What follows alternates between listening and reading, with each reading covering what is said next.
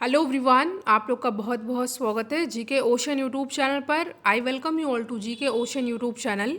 आज के इस वीडियो में हम लोग डिस्कस करने वाले हैं साइंस और जीके के टॉप 25 क्वेश्चन जो कि एग्जाम के लिए इंपॉर्टेंट है। ये क्वेश्चन ऐसे हैं जो कि बार बार एग्जाम में पूछे गए हैं। सेलेक्टेड क्वेश्चन है, आपको किसी भी क्वेश्चन को स्किप नहीं करना है। ठीक है, तो आज का हमारा पहला मोस्ट इंपॉर्टेंट क्वेश्चन है, जैसा कि आपको पता है कई बार एग्जाम में पूछा गया है ये। पृथ्वी की सतह से ओजोन परत की ऊंचाई कितनी है? ठीक है, आंसर के बाद में कुछ इंपॉर्टेंट फैक्ट बताऊंगी जिसको आपको अच्छे से याद कर लेना है। तो ये क्वेश्चन है, पृथ्वी की सतह से ओजोन परत की ऊंचाई कितनी है? तो ये है ऑप्शन नंबर ए हो जाएगा हमारा सही आंसर। ठीक है, देखिए आपको यहाँ पे कुछ इंपॉर्टेंट फैक्ट याद कर लेना है। देखिए, जो ओजोन परत सूर्य से आने वाली हानिकारक पराबैंगनी किरणों से पृथ्वी पर विद्यमान जो जीव हैं उनकी रक्षा करता है। और जो है ओजोन परत की मोटाई को हम लोग डॉप्सन इकाई में नापते हैं। ठीक है, तो यहाँ पे ऑप्शन नंबर ए हो जाएगा हमारा करेक्ट आंसर। ठीक है, नेक्स्ट क्वेश्चन है आपके सामने। किसी परमाणु नाभिक का आइसोटोप वह नाभिक है जिसमें, इसका आंसर मैं आपको डायरेक्ट बता देती हूँ। इसका आंसर होगा जहाँ पर प्रोटॉनों की संख्या वही होती है परंतु न्यूट्रॉनों की संख्या भिन्न होती है। ठीक है, जो किसी परमाणु नाभिक का आइसोटोप यानी कि समस्थानिक वह नाभिक होता है जिनमें प्रोटॉनों की संख्या समान होती है और न्यूट्रॉनों की संख्या भिन्न होती है। ठीक है, नेक्स्ट क्वेश्चन है, मच्छर भगाने वाली दवाओं में सक्रिय रसायन कौन सा होता है? तो जो होता है ये होता है एलेथ्रिन। ठीक है, मच्छर भगाने वाली दवाओं में सक्रिय रसायन के रूप में एलेथ्रिन, संश्लेषण, पायरेथ्रॉइन कीटनाशक का प्रयोग किया जाता है। ठीक है, और इसके साथ ही कुछ कॉइल में सिट्रोनेला तेल भी मिलाया जाता है। कौन सा तेल? सिट्रोनेला तेल भी मिलाया जाता है। फिलहाल हमारा ऑप्शन नंबर ए हो जाएगा सही आंसर। नेक्स्ट क्वेश्चन है आपके सामने, भारी पानी वह पानी होता है। ठीक है, देखिए भारी पानी वह पानी होता है जिसमें जो है हाइड्रोजन का स्थान आइसोटोप ले लेता है। ठीक है, हाइड्रोजन का स्थान जो है आइसोटोप ले लेता है। तो ऑप्शन नंबर सी हो जाएगा हमारा सही आंसर। देखिए, हाइड्रोजन का समस्थानिक ड्यूटेरियम होता है। यदि जल का निर्माण H2 से ना हो करके ड्यूटेरियम से हो तो जल को भारी जल कहते हैं। ठीक है, और इसका जो फॉर्मूला होता है वो क्या होता है? D2O। ठीक है, भारी जल की बात की जाए तो देखिए ये क्वेश्चन बहुत ही इजी है। क्वेश्चन है, 20 वर्ष की आयु में मानव शरीर में हड्डियों की संख्या कितनी होती है? देखिए, सबसे पहले जब बच्चे का जन्म होता है, जन्म समय बच्चों में जो है 306 हड्डियाँ होती हैं, मगर यहाँ पे बात हो रही है 20 वर्ष की आयु पर। तो एक वयस्क मनुष्य के शरीर में 206 हड्डियाँ होती हैं। आपको पता है बहुत ही ज़्यादा इजी क्वेश्चन है, बट आपको ये भी याद कर लेना है जन्म के समय बच्चों में जो है 306 हड्डियाँ होती हैं। ठीक है, नेक्स्ट क्वेश्चन पे हम लोग आते हैं। क्वेश्चन है, हास्य गैस क्या है? ठीक है, हास्य गैस क्या है? तो यहाँ पे जो हमारा सही आंसर होगा वो होगा नाइट्रस ऑक्साइड। ठीक है, लाफिंग गैस नाइट्रस ऑक्साइड, जिसका फॉर्मूला होता है N2O। ठीक है, ये हास्य गैस इसको कहते हैं क्योंकि इसके सूंघने पर जो है बहुत ही अच्छा फील होता है और हंसी आती है। ठीक है, पहले स्टार्टिंग में इसका जो है यूज़ जो है जो दांत के चिकित्सक जो यूज़ करते थे। ठीक है, अब और इसकी खोज जो है, इसकी खोज वर्ष 1793 में प्रीस्टले ने की थी। किसने? प्रीस्टले ने। इतना आपको नहीं याद करना, बट हमेशा पूछा जाता है लाफिंग गैस ये होता है नाइट्रस ऑक्साइड यानी कि N2O। नेक्स्ट क्वेश्चन है आपके सामने, निम्नलिखित में भारी धातु है। देखिए, भारी धातु कौन सा है? ये है यूरेनियम। ठीक है, अगर ऑप्शन की बात की जाए तो यूरेनियम सबसे भारी है। ठीक है, जिसका परमाणु भार कितना होता है? 238.08 और परमाणु संख्या कितनी होती है? 9 होती है। ठीक है, और यूरेनियम का प्रयोग परमाणु बम और नाभिकीय ऊर्जा में किया जाता है। नेक्स्ट क्वेश्चन है, जल की स्थायी कठोरता का कारण क्या है? ठीक है, जल की स्थायी कठोरता का कारण होता है कैल्शियम और मैग्नीशियम के क्लोराइड और सल्फेट। ठीक है, कैल्शियम और मैग्नीशियम के क्लोराइड एवं सल्फेट के कारण ही जल की कठोरता होती है। और कठोर जल पीने योग्य नहीं होता है और इसकी अशुद्धि को दूर करने के लिए सोडियम बाइकार्बोनेट का प्रयोग किया जाता है, जिससे कैल्शियम व मैग्नीशियम के लवण की मिश्रण जो है अलग हो जाते हैं। ठीक है, तो यहाँ पे ऑप्शन नंबर बी हो जाएगा हमारा सही आंसर। वीडियो आपके लिए हेल्पफुल हो तो वीडियो को लाइक ज़रूर करिएगा।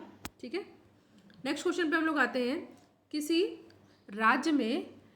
राज्य में विधान परिषद की संरचना अथवा विघटन किया जा सकता है।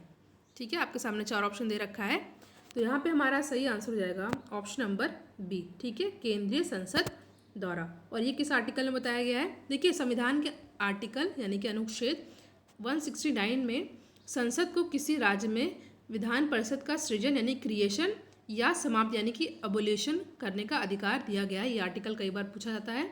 ठीक है, और विधान परिषद एक ऐसा सदन है जिसे समाप्त तो किया जा सकता है परंतु इसका विघटन यानी नहीं किया जा सकता है। ठीक है, तो ऑप्शन नंबर बी हो जाएगा यहाँ पे हमारा सही आंसर। नेक्स्ट क्वेश्चन है आपके सामने, निम्नलिखित में से किसका योगदान होम रूल लीग की स्थापना में नहीं था ये पूछा गया है। आपके सामने 4 ऑप्शन है। पहला है बाल गंगाधर तिलक, दूसरा एनी बेसेंट, तीसरा है एस सुब्रमण्यम अय्यर या HS ऑलकॉट।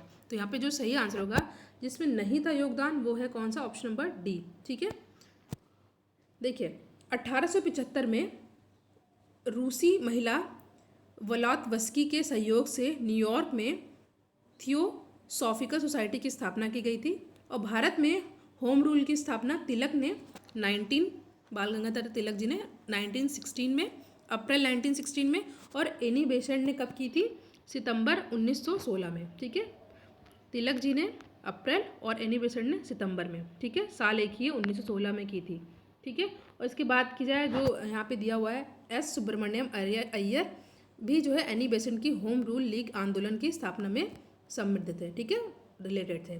ठीक है, और यहाँ बात की जाए HS ऑलकॉट, तो HS ऑलकॉट का योगदान जो है होम रूल लीग की स्थापना में नहीं था। इन्होंने जो है 1875 में रूसी महिला व्लावात्स्की के सहयोग से न्यूयॉर्क में थियोसॉफिकल सोसाइटी की स्थापना की थी। ये भी पूछा जाता है इसलिए मैंने आपको यहाँ पे बताया। नेक्स्ट क्वेश्चन है, किसने खिलाफत आंदोलन को हिंदुओं और मुसलमानों की एकता के एक ऐसे अवसर के रूप में देखा जो 100 वर्षों में भी पुनः प्रस्तुत नहीं होगा? देयर इज 4 ऑप्शन गिवन और आपको पता है इस क्वेश्चन का करेक्ट आंसर आएगा option number C, Mahatma Gandhi. ठीक है, महात्मा गांधी ने खिलाफत आंदोलन को हिंदुओं और मुसलमानों की एकता के एक ऐसे अवसर के रूप में देखा जो 100 वर्षों में भी पुनः प्रस्तुत नहीं होगा। खिलाफत आंदोलन प्रारंभ करने का श्रेय जो है मुख्यतः किया जाता है अली बंधु यानी कि जो अली ब्रदर यानी कि शौकत अली और मोहम्मद अली को दिया जाता है। ठीक है, और 31 अगस्त यानी कि 31 अगस्त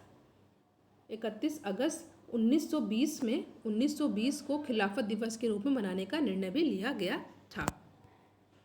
नेक्स्ट क्वेश्चन है, राज्यसभा को भंग करने का अधिकार किसे प्राप्त है? ठीक है, मैंने अभी आपसे डिस्कस किया कि इसको भंग नहीं किया जा सकता है। ठीक है, तो ऑप्शन नंबर डी हो जाएगा हमारा सही आंसर।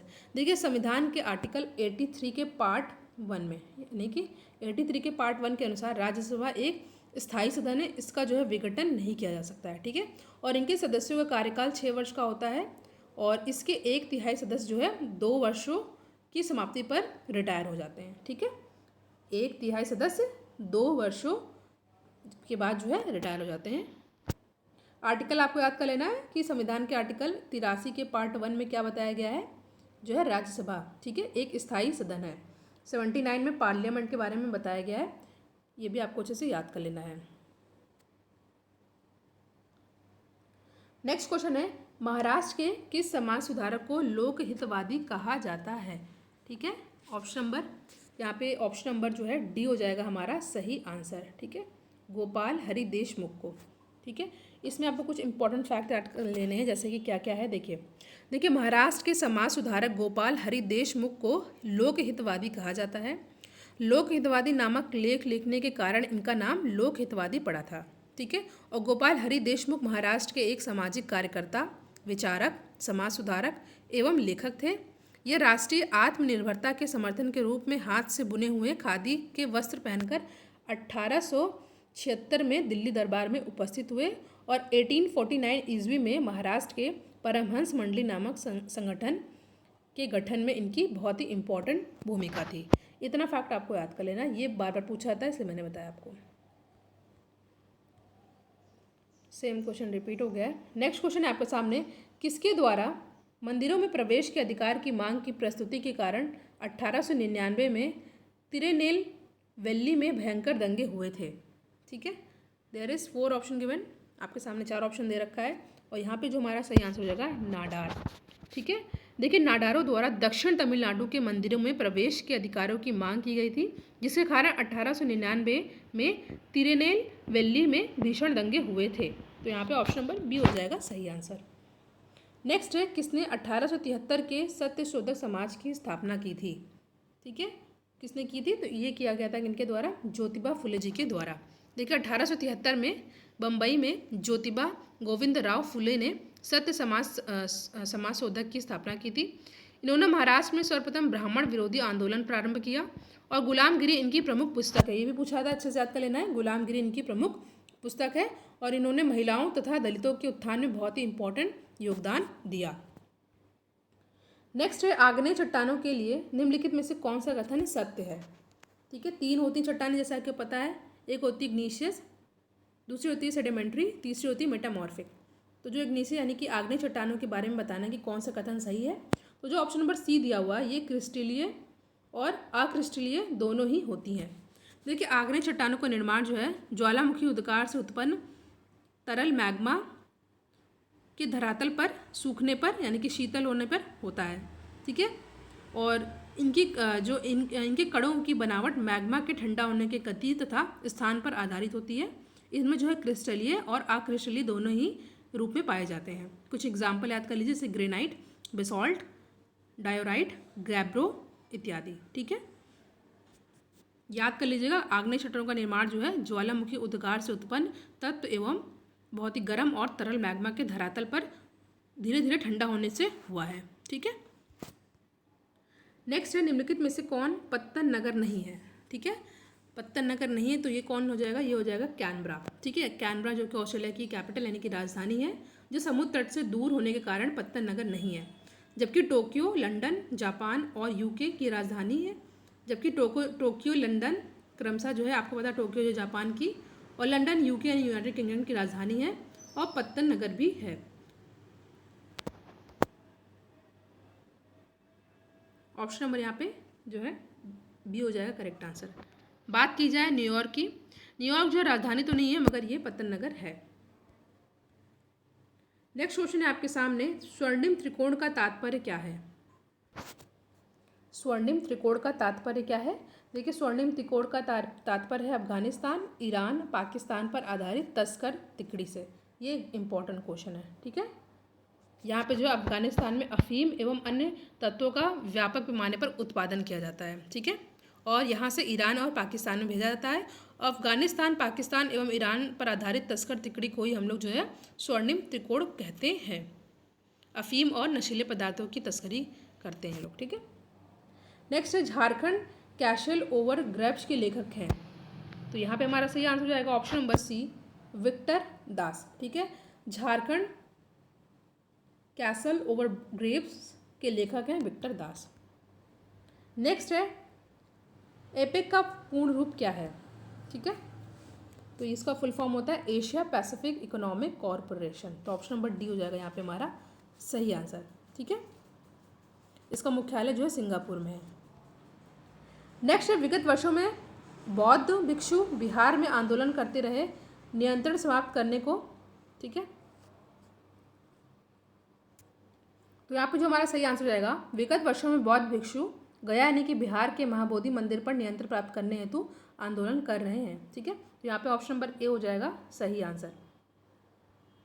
बहुत ही पुराना क्वेश्चन है ये, बट इम्पॉर्टेंट है तो इसलिए मैंने इसको इंक्लूड किया है। ठीक है, विगत वर्षों में बौद्ध भिक्षु गया यानी कि बिहार के महाबोधि मंदिर पर नियंत्रण प्राप्त करने हेतु आंदोलन कर रहे हैं।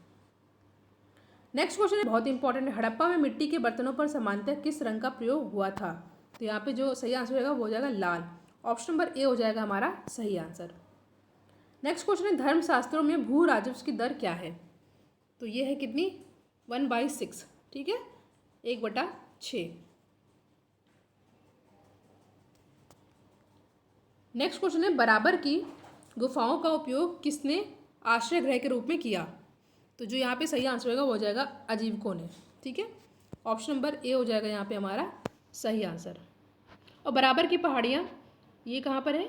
ये जो है बिहार के जहानाबाद जिले में है। ठीक है, इसका निर्माण मौर्य काल में पहाड़ियों के काट कर आजीवक संप्रदाय के अनुयायियों द्वारा अनुयायियों तथा बौद्ध भिक्षुओं के निवास स्थल के रूप में किया गया था। ठीक है, इतना आपको अच्छे से याद कर लेना है। नेक्स्ट है, किस वर्ष हिंदुस्तान रिपब्लिक एसोसिएशन यानी कि HRA की स्थापना हुई? तो ये हुई थी कब? ये हुई थी 1924 में। ठीक है, देखिए 1924 में कानपुर में हिंदुस्तान रिपब्लिक एसोसिएशन यानी कि HRA की स्थापना सचिंद्र नाथ सान्याल, राम प्रसाद बिस्मिल, योगेश चंद्र आदि क्रांतिकारियों द्वारा किया गया था। ठीक है, बट जो है एक चीज़ आपको अच्छे से याद कर लेना है कि जो 10 सितंबर 1928 में दिल्ली के फिरोज शाह कोटला मैदान में इसका नाम बदल करके HSRA यानी कि हिंदुस्तान सोशलिस्ट रिपब्लिक एसोसिएशन कर दिया गया था। ठीक है, और इसकी स्थापना में जो अन्य इंपॉर्टेंट सदस्य थे वो कौन कौन थे? वो थे भगत सिंह, सुखदेव और भगवती चरण वोहरा भी शामिल थे। तो यहाँ पे हमने बहुत ही इंपॉर्टेंट 25 क्वेश्चन को डिस्कस किया जो कि आपके आने वाले एग्जाम के लिए इम्पॉर्टेंट है। आपको एक क्वेश्चन का आंसर कमेंट सेक्शन में बताना है कि भारतीय राष्ट्रीय कांग्रेस की प्रथम महिला अध्यक्ष का नाम बताना है।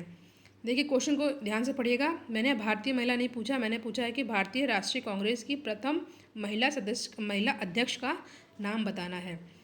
2 क्वेश्चन बनते हैं, एक होती है प्रथम महिला अध्यक्ष और एक प्रथम भारतीय महिला अध्यक्ष। तो आप दोनों ही क्वेश्चन का आंसर कमेंट सेक्शन में दीजिएगा। Thank you.